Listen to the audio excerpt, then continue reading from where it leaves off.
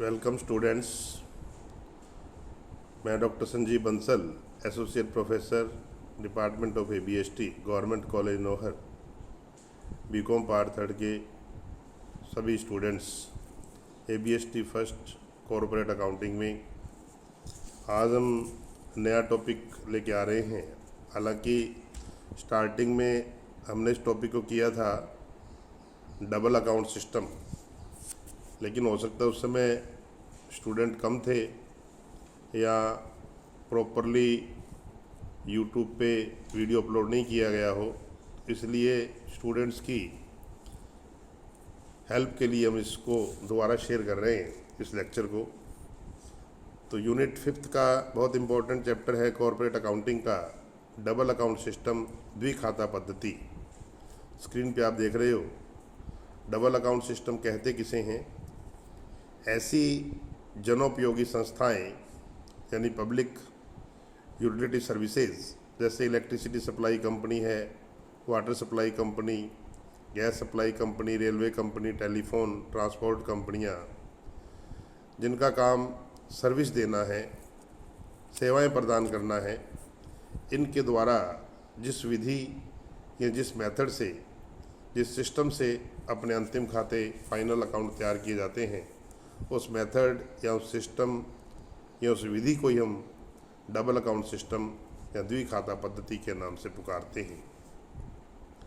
Final account, जैसा कि आप पहले पढ़ते हो, ट्रेडिंग P&L बैलेंस शीट या कंपनी में P&L एप्रोप्रिएशन बैलेंस शीट, उसी प्रकार से ये जो पब्लिक यूटिलिटी सर्विसेज हैं, इनके द्वारा फाइनल अकाउंट में क्या क्या तैयार किया जाता है।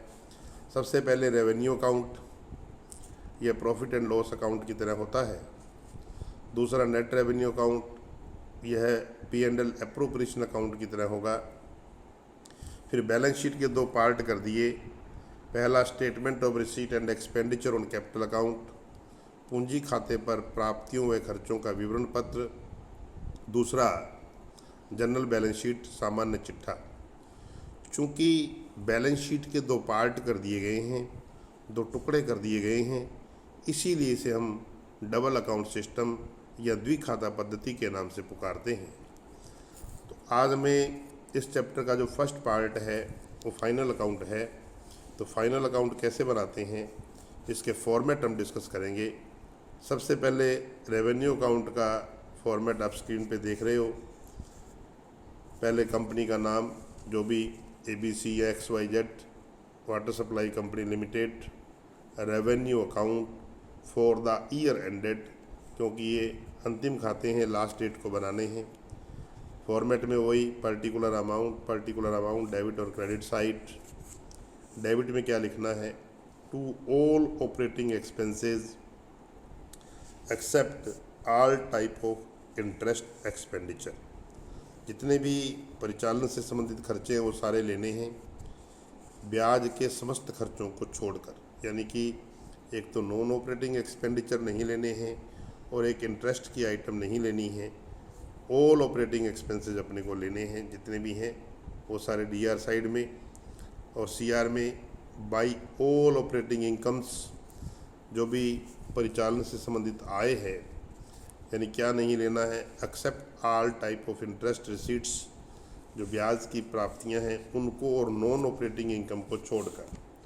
तो डेबिट में ऑल ऑपरेटिंग एक्सपेंडिचर, क्रेडिट में ऑल ऑपरेटिंग इनकम, इंटरेस्ट नहीं आएगा और नॉन ऑपरेटिंग आइटम नहीं आएंगी। यदि CR साइड का टोटल ज़्यादा है तो नेट प्रॉफिट, DR का ज़्यादा है तो नेट लॉस। माना CR का टोटल ज़्यादा है तो बैलेंसिंग फिगर DR में लिखेंगे to NPCD, net profit carry down balancing figure transferred to net revenue account. ये कहाँ चला जाएगा? नेट रेवेन्यू में। अब इसी के नीचे नेट रेवेन्यू का फॉर्मेट बना हुआ है, वही नेट रेवेन्यू अकाउंट, वैसे ही for the year ended, last date को डेबिट क्रेडिट। तो हमने पहले CR साइड में बाई बैलेंस BD, तो पहले का बैलेंस पड़ा हो, ओपनिंग बैलेंस वो लिखना है। बाई NPBD, जो इस साल का करंट ईयर का प्रॉफिट है वो आगे ले आएंगे। By all type of interest receipts, क्योंकि उसमें इंटरेस्ट की प्राप्तियां नहीं आई थी, वो सारे इंटरेस्ट इसमें आएंगे। और नॉन ऑपरेटिंग इनकम आएंगी। तो जो आइटम रेवेन्यू में नहीं आई वो यहाँ आएंगी। पहले का भी बैलेंस पड़ा है, by balance BD, by net profit BD, non operating income और इंटरेस्ट की इनकम। डेबिट में all type of interest expenditure, उसमें इंटरेस्ट के खर्चे नहीं आए थे, यहाँ आएंगे। नॉन ऑपरेटिंग एक्सपेंडिचर आएंगे और एप्रोप्रिएशन आइटम्स, यानी कि transfer to any reserve, transfer to any fund, dividend या बोनस पेड या डिक्लेयर्ड।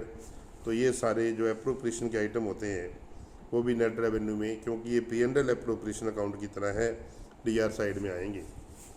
फिर टू बैलेंस CD, बैलेंस का मतलब ही बैलेंस शीट में जाएगा। तो मैंने लिखा है ब्रैकेट में transferred to general balance sheet.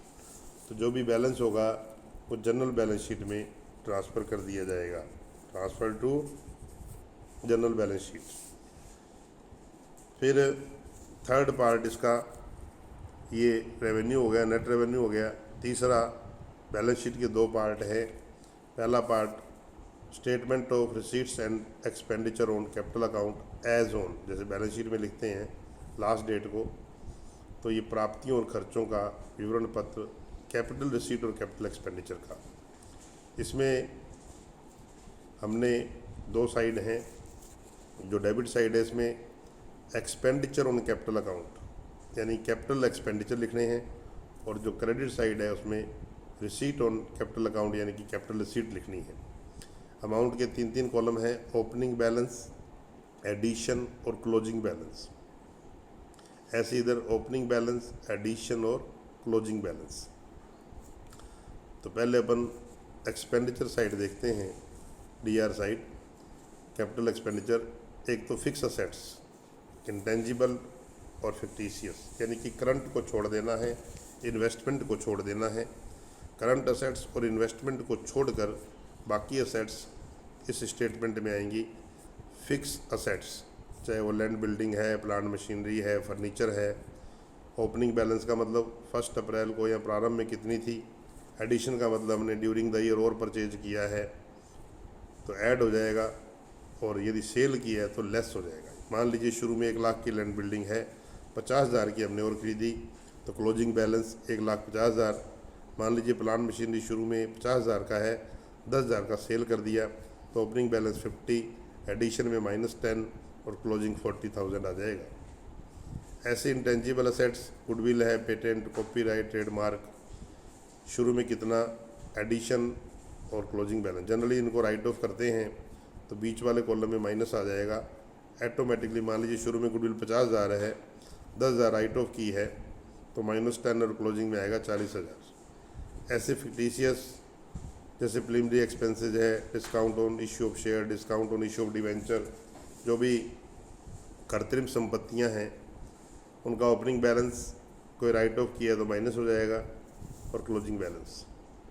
इसी प्रकार से कैपिटल रिसीट में एक तो शेयर कैपिटल आएगी, इक्विटी और प्रेफरेंस।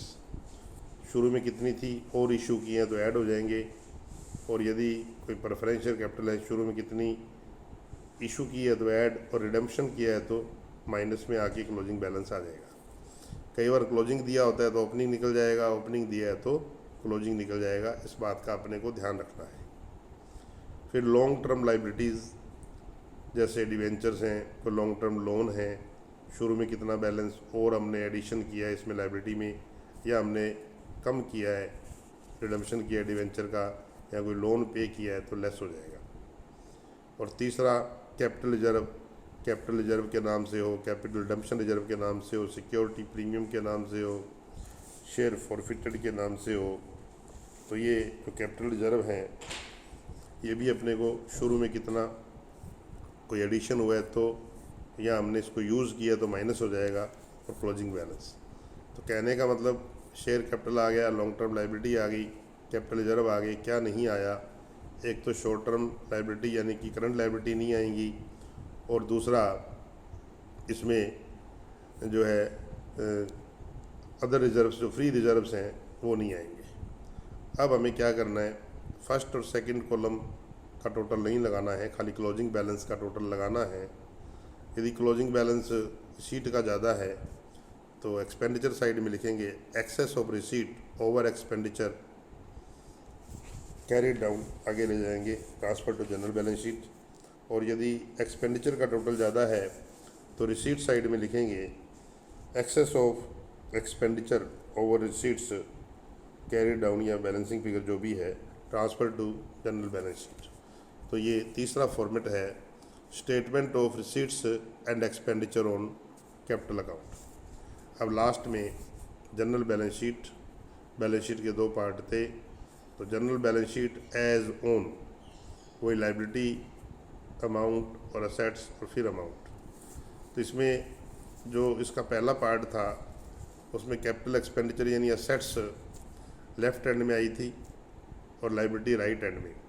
ये रूटीन में जैसे बैलेंस शीट बनाते हैं, लाइबिलिटी अपनी लेफ्ट हैंड में और असेट्स राइट हैंड साइड में। तो लाइबिलिटी अमाउंट और असेट्स अमाउंट। पहले असेट साइड, वो आइटम जो वहाँ नहीं आई वो यहाँ आएंगी। एक तो excess of expenditure over receipts, यदि कोई एक्सपेंडिचर साइड ज़्यादा थी, असेट्स ज़्यादा थी, तो रिसीट में इसका अधिक क्या था तो वो ट्रांसफ़र होगा यहाँ। वहाँ करंट असेट्स नहीं आई थी, यहाँ आ जाएंगी। जितने भी करंट असेट्स हैं, स्टॉक है, डेटर है, कैश, बैंक। इन्वेस्टमेंट वहाँ नहीं आए थे, चाहे वो लॉन्ग टर्म हो चाहे शॉर्ट टर्म हो, यहाँ आ जाएंगे। अब लाइबिलिटी में excess of receipt over expenditure, दोनों में से एक ही आएगा। या तो excess of receipts over expenditure होगा या excess of expenditure over receipts होगा। तो जो भी बैलेंस है वो ट्रांसफ़र हो जाएगा।